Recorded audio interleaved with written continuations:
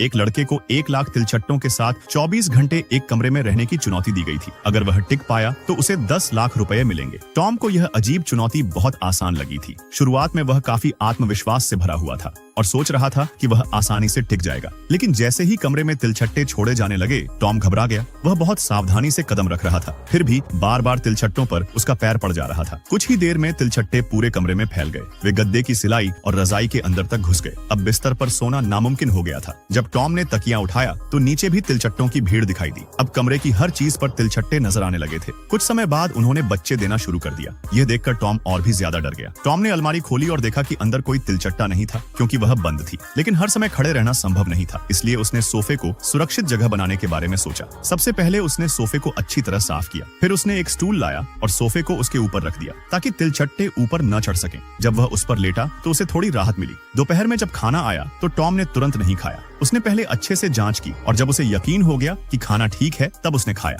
ऐसी हालत में भी वह आराम से खाना खा रहा था। शो के लोगों ने उसे एक चौक दी और कहा कि इससे फर्श पर लाइन खींचने से तिलचट्टे नहीं आएंगे। लेकिन जैसे ही उसने लाइन खींची, तिलचट्टे फिर भी उसे पार करके चले आए। चौक पूरी तरह बेकार साबित हुई। बोरियत दूर करने के लिए टॉम ने किताब पढ़ना शुरू किया। शाम को फिर से खाना आया, लेकिन इस बार पैकेट में कुछ गड़बड़ थी। अंदर देखा तो उसमें तिलचट्टे थे। खुशकिस्मती से खाना प्लास्टिक बैग में पैक था। उसने खाना निकाला, अच्छी तरह साफ किया और फिर खाया। जैसे ही रात हुई, कमरे की लाइट बंद कर दी गई। अब अंधेरे में तिलचट्टे टॉम के शरीर पर चढ़ने लगे। यह देखकर वह डर से कांपने लगा। तभी उसे अपनी बनाई हुई जुगाड़ याद आई और वह उस पर चढ़ गया, लेकिन स्टूल टूट गया और वह नीचे गिर पड़ा। अब उसकी नींद उड़ चुकी थी। आखिरी कुछ घंटे बेहद मुश्किल थे। हर पल बहुत लंबा लग रहा था।